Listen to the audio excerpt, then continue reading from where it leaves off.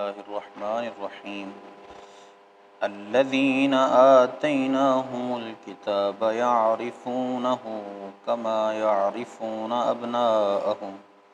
وإن فريقا منهم ليكتمون الحق وهم يعلمون الحق من ربك فلا تكونن من الممترين وَلِكُلٍّ وِجْهَةٌ هُوَ مُوَلِّيهَا فَاسْتَبِقُوا الْخَيْرَاتِ أَيْنَمَا تَكُونُوا يَأْتِ بِكُمُ اللَّهُ جَمِيعًا إِنَّ اللَّهَ عَلَى كُلِّ شَيْءٍ قَدِيرٌ صدق اللہ مولانا العظیم الصلاۃ والسلام علیک یا سیدی یا رسول اللہ وعلى آلك وأصحابك يا سيدي يا حبيب الله الصلاة والسلام عليك يا سيدي يا نبي الله وعلى آلك وأصحابك يا سيدي يا نور الله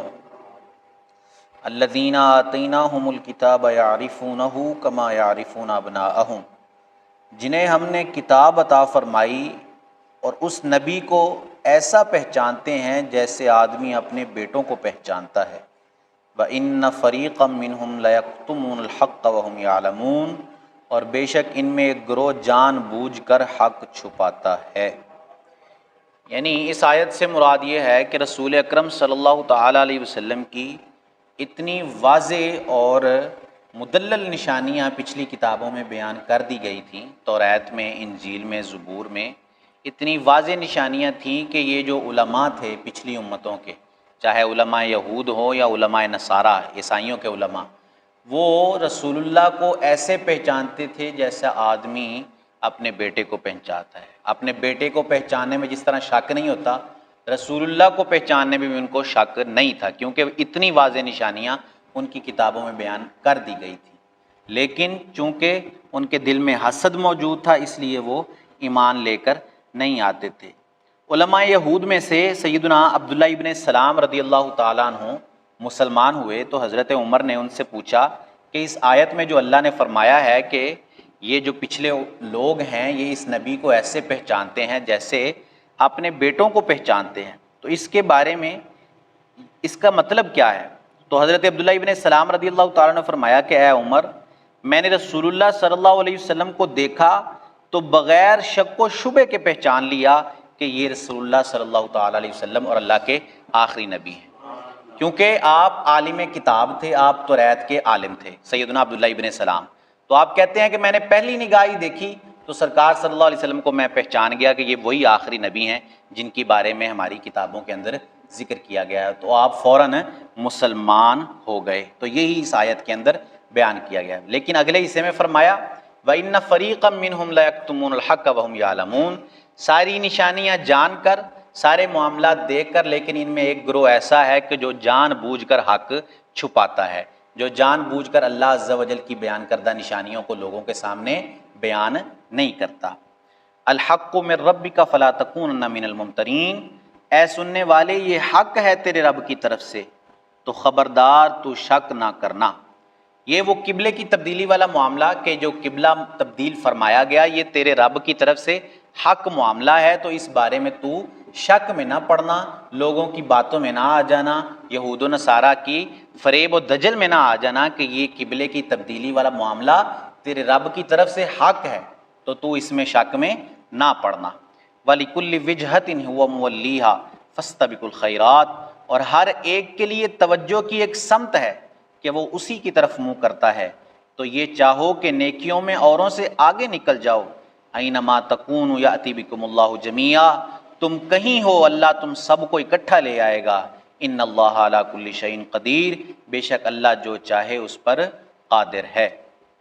یہ قبلہ کی تبدیلی کی ایک اور حکمت بیان کی گئی کہ جس طرح ہر امت الگ ہے، ہر امت کا نبی الگ ہے،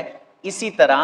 ہر امت کی ایک سمت بھی الگ ہے جس کی طرف وہ منہ کر کے عبادت کرتے ہیں۔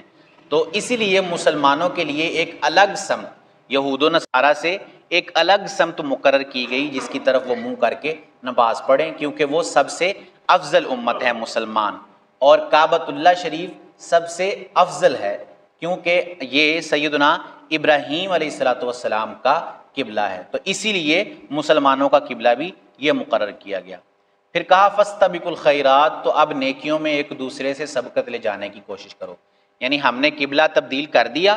اب اس کے بارے میں بحث میں نہ پڑے رہو، ایک دوسرے سے اس کے بارے میں مباحثہ نہ کرتے رہو، بس اب یہ معاملہ ہو گیا تو اب تم نیکیاں کرنے کی کوشش کرو اور ایک دوسرے سے نیکیوں میں بڑھ جانے کی کوشش کرو۔ آج لوگ مال و دولت میں ایک دوسرے سے بڑھتے ہیں،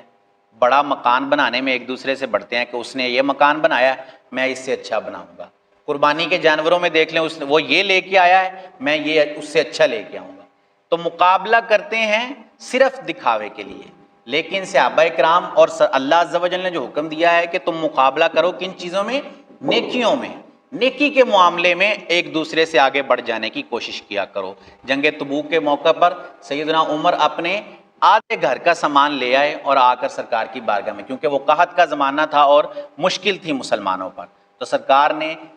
اپیل کی مسلمانوں سے کہ اس کے لیے ہمیں ضرورت ہے، مال و دولت کی ضرورت ہے اور جسمانی معاملات ساری اس کی ضرورت ہے۔ تو سیدنا عمر آدھے گھر کا سامان لے آئے تو انہوں نے کہا کہ آج تو میں ابوبکر صدیق سے آگے نکل ہی جاؤں گا، ان سے زیادہ نمبر لے لوں گا، لیکن سیدنا صدیق اکبر وہ پورے گھر کا سامان لے آئے۔ تو آ کے سرکار نے پوچھا کہ گھر کیا چھوڑ کے آئے ہو؟ تو انہوں نے کہا جی گھر اللہ اور اس کا رسول بس کافی ہے میرے گھر والوں کے لیے، باقی سامان آپ کی بارگاہ میں حاضر کر دی۔ تو صحابہ کرام ایک دوسرے سے نیکیوں میں بڑھنے کی کوشش کرتے تھے۔ آج ہم نے دنیاوی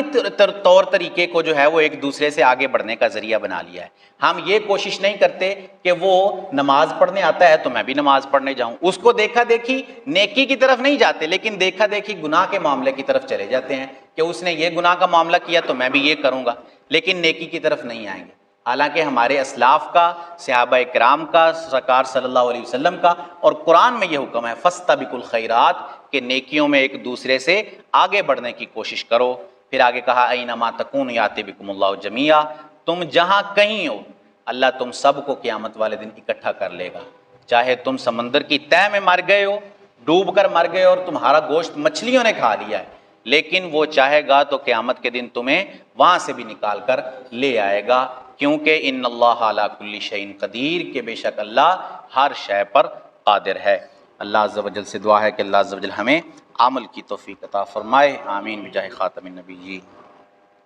اللہم صلی علی سیدنا و مولانا محمد معدن الجود والکرم وعلی آلہ واصحابہ وبارک وسلم۔ اللہم اعنا علی ذکرک و شکرک و حسن عبادتک، اللہم اغفر وارحم وانت خیر الراحمین، ربنا اغفر لی ولوالدی وللمؤمنین یوم یقوم الحساب۔ اللہم انا نسألک العفو والعافیۃ والمعافاۃ الدائمۃ فی الدین والدنیا والآخرہ، ربنا آتنا فی الدنیا حسنۃ وفی الآخرۃ حسنۃ وقنا عذاب النار وقنا عذاب القبر وقنا عذاب الحشر وقنا حساب المیزان، اللہم اجرنا من النار۔ سبحان ربک رب العزۃ عما یصفون وسلام علی المرسلین والحمد للہ رب العالمین، وصلی اللہ تعالی علی حبیبہ سیدنا و مولانا محمد وعلی آلہ واصحابہ اجمعین برحمتک یا ارحم الراحمین۔